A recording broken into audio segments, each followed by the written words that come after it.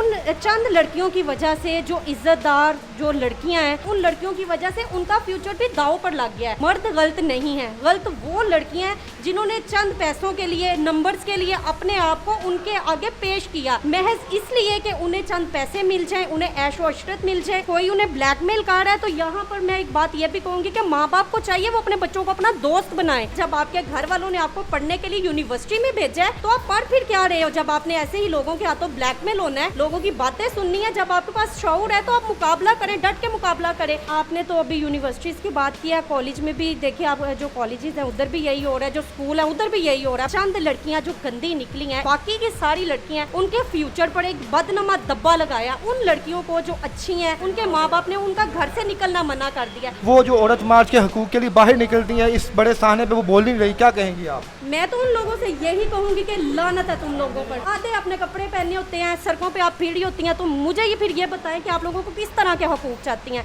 मुझे तो फिर लगता है जो आधे कपड़े हैं ये कहती हैं वो भी गायब हो जाए। अब तो वो लोग खुशियां मना रही हैं, उनके तो खुशियां मनाने के दिन है कि हमने पाकिस्तान को बदनाम कर दिया। पूरी तरह से पाकिस्तान की बदनामी हो रही है। दूसरे ममालिक में जितने भी लोग बैठे हुए हैं जो पाकिस्तानी है, उनका सर शर्म के साथ झुक गया है। मुझे ये बताएं कि ये जो रिजवाना बच्ची है, इस पर तशद्दुद जब किया गया तो ये औरत मार्च वाली किधर दफा हो गई है, किधर इन पर मौत पड़ गई है।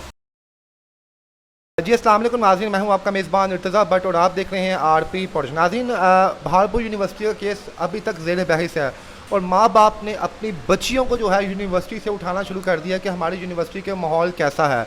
और औरतों के करैक्टर पे बड़ी बात हो रही है जनाब कि औरतें क्यों ऐसा करती हैं। फिर टीचर्स के करैक्टर पे बात थी कि टीचर्स जिनका रिश्ता जो है अपनी बच्चियों के साथ बाप और बेटी का है, उन्होंने ऐसे काम किए। तो हमारे साथ जो है एक लेडी मौजूद है यहाँ पे, ये भी यूनिवर्सिटी से पढ़ी हुई हैं, तो इनसे पूछूंगा कि यूनिवर्सिटी में जो माहौल है इनके बारे में क्या कहेंगी। आप भी किसी की बेटी हैं, आप भी किसी की बहन हैं, आपका इसके बारे में क्या तजज़िया? अस्सलाम वालेकुम मैम। जी वालेकुम अस्सलाम। जी मैम, ये जो टॉपिक है भागलपुर यूनिवर्सिटी का, ये सबके सामने ज़ेर बहस है। आपने भी ये नोट इस पर देखा होगा कि जनाब किस तरह इस वाक़ये ने जो है पूरे मुल्क को हिला कर रख दिया है। सबसे पहले इस वाक़ये को कैसे देखती हैं आप?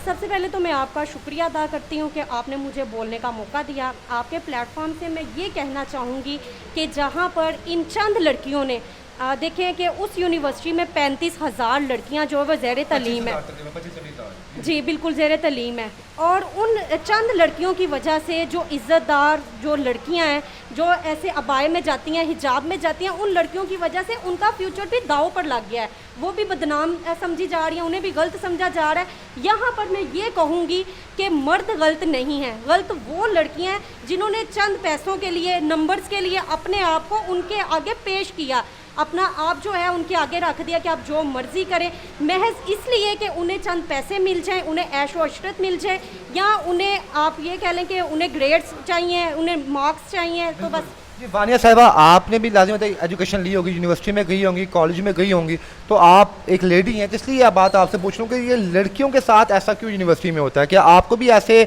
जो प्रॉब्लम फेस की थी, टीचर्स आपके साथ भी ऐसी बातें करते थे, वहाँ के स्टूडेंट्स, वहाँ का अमला, और किस तरह फिर लड़कियाँ जो है, कई लड़कियाँ अपने आप को बचाती भी हैं, चंद लड़कियाँ होती हैं जो किसी के आगे निछावर हो जाती है, तो आपने इस मामले को कैसे फेस किया था? देखिए इर्तिज़ा, आपको पता है कि माहौल जो होता है ना वो हर तरह एक जैसा ही होता है, और अगर जहाँ पर 10 लोग बैठे हुए हैं ना, तो उनमें से 5 अगर अच्छे हैं ना तो 5 बुरे भी होंगे, ठीक है। इसमें हम लोगों ने खुद को बचाना है, खुद।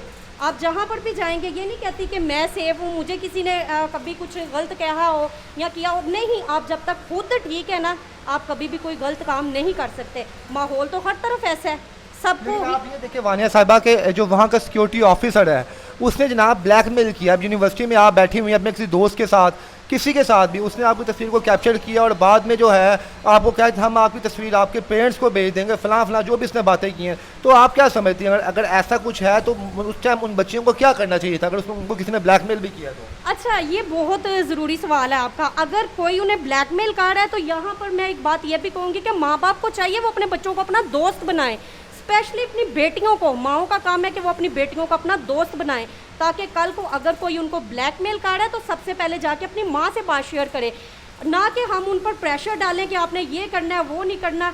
जब तक हम अपने बच्चों को दोस्त नहीं बनाएंगे तो वो ऐसे ही गलत लोगों के हाथों ब्लैकमेल होते रहेंगे। हमें ये चाहिए कि हम अपनी औलाद पर इतना ज़्यादा जो है वो जोर ना डालें कि इधर बैठो, इधर जाओ, इधर, बल्कि उनको इत्मीनान दें कि हाँ आप आगे बढ़ो, आप आगे बढ़ सकती हो, आप कुछ कर सकती हो। और साथ ही साथ उन्हें अच्छे और बुरे की तमीज़ सिखाएं और उन्हें ये बताएं कि आपको अगर कोई गलत कोई काम कहता है या कोई बात करता है तो आपने सीधा आके हमें बताना है कि ये काम ऐसे है, ये बात ऐसे है।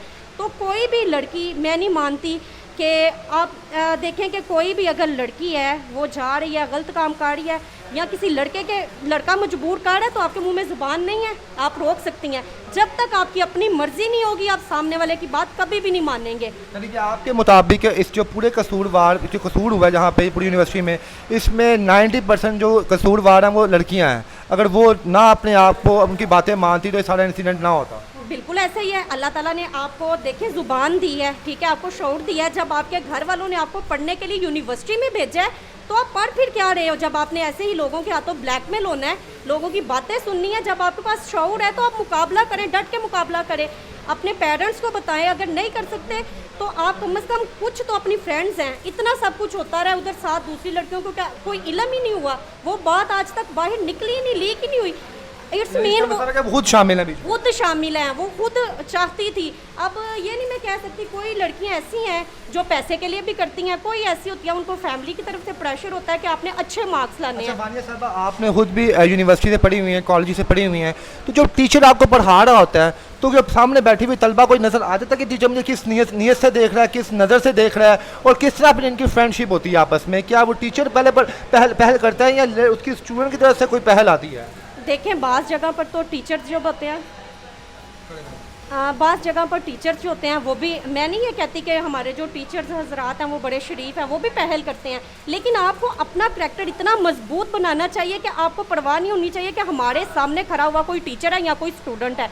आप जब तक अपने किरदार को पुख्ता नहीं ना करते तब तक आपको एक टीचर की आप क्या बात करते हैं? आप ये कह लें कि आपको कोई भी गली के नुक्कड़ पे खड़ा हुआ लड़का है उससे भी आप सेफ नहीं है। सिर्फ बात यहाँ पर यह है कि आप अपने किरदार को इतना मजबूत बना लें कि किसी की जुर्रत ना हो वो आपको आंख उठा कर। ये तो एक यूनिवर्सिटी का केस है जो हमने देखा है यहाँ पे भागलपुर यूनिवर्सिटी। आप देख रहे हैं कि बाकी यूनिवर्सिटी के केस भी मंजर यहाँ पे आने, यूईटी के बारे में बात आई है, फैसलाबाद यूनिवर्सिटी, पंजाब यूनिवर्सिटी के तलीमी इदारों में हम लोग क्या महफूज नहीं है? क्या बेसिक वजह कि हम लोग महफूज नहीं रहे अब इन तलीमी इदारों में भी? अच्छा, आपने तो अभी यूनिवर्सिटीज़ की बात किया, कॉलेज में भी देखिए आप जो कॉलेजेस हैं उधर भी यही हो रहा है, जो स्कूल है उधर भी यही हो रहा है। बात ये है कि मैं पहले सोचती थी कि हम लोग काम करते हैं ना, किसी क्राइम पे करते हैं, किसी ने किसी को कत्ल किया, तो मैं सोचती थी कि रोज़ यही स्टोरी आ रही है, बाप ने बेटे को किया, बेटे ने उसको किया, इसको किया। मैं ये सोचती थी कि अच्छा यही सब कुछ चलता है, क्योंकि हम लोग अपने इर्द गिर्द दूसरी चीज़ों को नज़रअंदाज कर देते हैं, इसी पे हमारा फोकस होता है।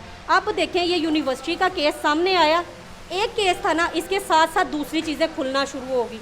इट्स मीन के होता है, क्राइम हर जगह होता है, चाहे यूनिवर्सिटी है, चाहे स्कूल है, हर जगह। लेकिन अगर कोई एक आवाज़ उठाए तो फिर सारे बोलना शुरू कर देते हैं। सुनने में ये भी है वानिया साहबा का ये कॉलेज की जो स्टूडेंट्स थी इनको एज अ सेक्स वर्कर भी यूज़ किया जाता था, बाकायदा ये पैसों के लिए इनको जो है बेचा जाता था। तो क्या समझते हैं, क्या एक लड़की वो भी जो एक एजुकेशन ले रही है यूनिवर्सिटी में जाके, क्या वो चंद पैसों के लिए अपने आप को यूनिवर्सिटी लेवल में अपने आप को सेल आउट कर देती है? वो बिल्कुल। अब तो मैं बात वही आ जाती है फिर कि जब तक आप अपनी आपकी मर्ज़ी शामिल नहीं होगी, कभी भी आप किसी को कोई आपको हाथ भी नहीं लगा सकता, टच भी नहीं कर सकता। मुझे नहीं पता उनकी क्या मजबूरी रही होगी जिन लोगों ने ये काम किए हैं। आपको दो ही चीज़ें नज़र आती हैं, या पैसा है या आजकल की लड़कियां जिन्हें आइस पर लगा दिया गया है। आइस पे क्यों लगती हैं लड़कियां? यूनिवर्सिटी में हम देखा कि जनाब कि लड़का या लड़की कोई भी किसी ना किसी नशे में लगा हुआ है, क्यों लगती हैं ये? आपने यूनिवर्सिटी लाइफ गुजारी है, लड़कियां आप भी देखती होंगी, आपकी सहेलियां या बाकी लोग नशा कर रही हैं, तो कभी पूछा नहीं आपने इनसे कि क्या मिलता है ये चीज़ करके? जी बिल्कुल। पहले तो उन्हें ये बात होती है ना कि अगर हम ये नशा करेंगे तो 3 से 4 दिन जो है हम लोग जाग सकते हैं, हम लोग पढ़ सकते हैं, अच्छे से तैयारी कर सकते हैं, अपने जो एग्ज़ाम्स हैं वो अच्छे से दे सकते हैं, पास हो सकते हैं। लेकिन जब ये लोग स्टार्ट करते हैं उसके बाद इन लोगों को ये गंदी लत जो है ये लग जाती है, फिर ये लोग मजबूर हो जाते हैं। जब ये मजबूर हो जाते हैं तो यही एक गंदी बीमारी इनसे हज़ारों बुरे काम भी करवाती है। मानिए साहब, हमने हमेशा आपको देखा कि आप अपना चेहरा आपने कवर किया होता है और अबाया पहना होता है, तो कहते हैं कि जनाब एक गंदी मछली पूरे तालाब को गंदा कर देती है। तो क्या एक अच्छी शख्सियत की कुछ पर्सनैलिटी जो है, क्या वो पूरे तालाब को साफ़ नहीं करती थी? क्या कभी आपने अपनी सहेलियों को नहीं कहा, दोस्तों को नहीं कहा कि जनाब आप भी अबाया पहने, आप भी सुनते रसूल की तरह जो है अपने जिस्म को ढांपें आप? अच्छा इर्तिज़ा, मुझे आप ये बताएं, पाकिस्तान की आबादी कितनी है? जी जी, तकरीबन इस टाइम 30-35 करोड़ है। ठीक हो गया। तो आपको पता है कि जो लड़कियां हैं, जिनमें से जो जवान लड़कियां, उनकी तादाद कितनी है? तकरीबन 6-7 करोड़ के करीब तो वो भी हैं जो हमारे यंग में हैं। तो मुझे ये बताएं, ये जो अब चंद गंदी लड़कियां, वो कहते हैं ना कि एक मछली पूरे तालाब को गंदा करती है, तो अब मुझे ये बताएं, ये चंद लड़कियां जो गंदी निकली हैं, इन्होंने जो बाकी की सारी लड़कियां हैं, उनके फ्यूचर पर एक बदनमा दब्बा लगाया, उन लड़कियों का क्या है? आपका क्वेश्चन तो एक तरफ, आप मुझे ये बताएं कि उन लड़कियों को जो अच्छी हैं, जो हिजाब में बाहर जाती हैं, उनके माँ बाप ने उनका घर से निकलना मना कर दिया, सिर्फ इन चंद लड़कियों की वजह से। बिल्कुल ऐसा है। उनके पढ़ने पढ़ाने पर पाबंदी लग गई है, तो किसका कसूर है? कौन है यहाँ पर तो कसूरवार? यहाँ पे फिर आप औरत मार्च वालों को क्या कहेंगे? हम देख रहे हैं इतना बड़ा एक्सीडेंट हो गया है, वो जो औरत मार्च के हकूक़ के लिए बाहर निकलती हैं, इस बड़े साहने पे वो बोल नहीं रही, क्या कहेंगी आप? मैं तो उन लोगों से यही कहूंगी कि लानत है तुम लोगों पर, डूब मरो। तुम लोग इस पाकिस्तान में रहते हुए, ये हमारा इस्लामी जमहूरिया पाकिस्तान है, यहाँ पर औरत को हर हकूक़ दिया गया है। आप देखें, तहफ़्फ़ुज़ भी मिला हुआ है और हर हकूक़ भी मिला हुआ है। आप आज़ादी से आती हैं, जाती हैं, खाती हैं, पीती हैं, जहाँ मर्जी जाती हैं, आपको कभी भी कोई रोक टोक नहीं दी जाती। फिर भी आप बाहर निकल आती हैं कि हमें हकूक़ चाहिए। सिर्फ हकूक़ आपको एक दिन में चाहिए होते हैं, आधे अपने कपड़े पहने होते हैं, सड़कों पे आप फिरी होती हैं। तो मुझे ये फिर ये बताएं कि आप लोगों को किस तरह के हकूक़ चाहती हैं? मुझे तो फिर लगता है जो आधे कपड़े हैं, ये कहते हैं वो भी गायब हो जाएं। अब यानी कि वो आपके मुताबिक वो अपने मकसद में कामयाब हो गई हैं आज, कि आज पाकिस्तान में जो कल्चर आम हो गया, जिस तरह ख़वातीन के साथ अपने मन मर्जी की ज़िंदगी गुजारी, यही उनका वो मिशन था, उसमें वो कामयाब हो चुकी हैं। बिल्कुल, अब तो वो लोग खुशियाँ मना रही हैं। उनके तो खुशियाँ मनाने के दिन है कि हमने पाकिस्तान को बदनाम कर दिया, पूरी तरह से पाकिस्तान की बदनामी हो रही है। दूसरे ममालिक में जितने भी लोग बैठे हुए हैं जो पाकिस्तानी हैं, उनका सर शर्म के साथ झुक गया है।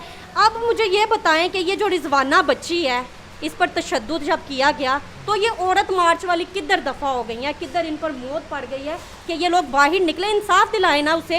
इस बात पर इन लोगों की ज़ुबानें कहाँ पर कट गई हैं, कहाँ पर रह गई हैं? इस बच्ची के लिए क्यों नहीं वो निकली कि इसे इंसाफ दे? कह रही है वानिया साहबा, हर क्वेश्चन है, जब आप इसी हालत में अपने अबाया में और चेहरा कवर किया होता था, यूनिवर्सिटी जाती थी, तो आपकी सहेलियाँ उस वक्त क्या कहती थी आपको? कि कहीं आपका मजाक उड़ाती थी, या जब आप उनको तलकीन करती थी कि आप भी इस तरह का लिबास ओढ़ें, तो आगे से उनका क्या रिप्लाई आता था? देखें, मैं आपको एक सिंपल सी मैं आपको इस बात का जवाब देती हूँ कि लोग जो है ना, वो आपको किसी भी हाल में खुश नहीं रहने देते। मैं स्टार्टिंग में अपनी फील्ड में काम भी करती हूँ। जब मैं बाहर निकली, बहुत से लोगों ने मेरा मजाक बनाया, तो किसी ने ये भी कहा कि हाथ में तस्बीह भी पकड़ लो, ऐसे तो फिरती हो तो ऐसा करो, हाथ में तस्बीह भी पकड़ लो। तो मैंने सिर्फ एक ही जवाब दिया कि अल्हम्दुलिल्लाह मैं मुसलमान हूँ और मुस्लिम घर में पैदा हुई हूँ, और मेरे माँ बाप ने यही तरबियत की है कि आप 1000 लोगों में भी निकलो, आपको आज़ादी है।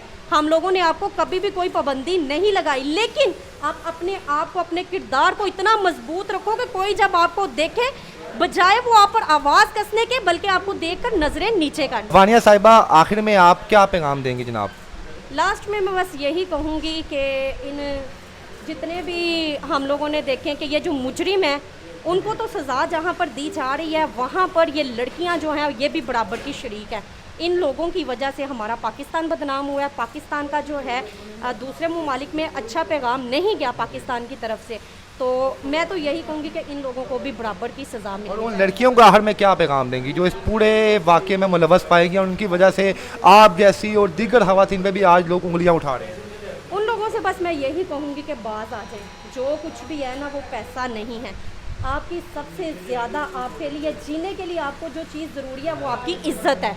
जब तक आपके पास इज़्ज़त है ना, तो आप सर उठा कर चलेंगी, आपके बाप भाई सर उठा कर चलेंगे। आपकी छोटी सी गलती पर ना सिर्फ आपकी इज्जत दांव पर लग जाती है, बल्कि आपके बाप और भाई जो फ़ख्र से कभी सर उठा कर चलते हैं, उनका भी सर ज़मीन पर झुक जाता है। बिल्कुल नाज़रीन, ये बात भी है कि एक औरत 3 लोगों को जन्नत या दोज़ख में अपने साथ लेके जाएगी। एक उसका बाप होगा, एक उसका भाई होगा और एक उसका बेटा होगा। तो मेरी उन तमाम ख़वातीन से गुजारिश है कि अगर आप यूनिवर्सिटी में पढ़ती हैं तो कम से कम 2 रिश्ते तो आपके साथ मुंसलिक हैं।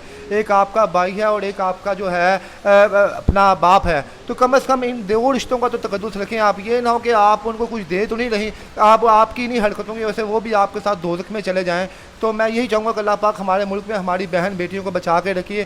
जी ये भी यूनिवर्सिटी की लड़की हैं, वो लोग जो आज यूनिवर्सिटी पे उंगलियाँ उठा रहे हैं कि जनाब देखें नहीं, यूनिवर्सिटी में हम लोग लड़कियों को इसलिए नहीं भेजते थे, इसलिए हमने पढ़ाई नहीं दिलवाई कि यूनिवर्सिटियों में ये काम होता है। तो ये चेहरा भी एक यूनिवर्सिटी का है, ये आपके ऊपर है यूनिवर्सिटी का कौन सा पहलू देखना है और कौन सा पहलू नहीं देखना है। इसके साथ ही अपने मेज़बान को इजाज़त दीजिए। आप अल्लाह हाफ़िज़।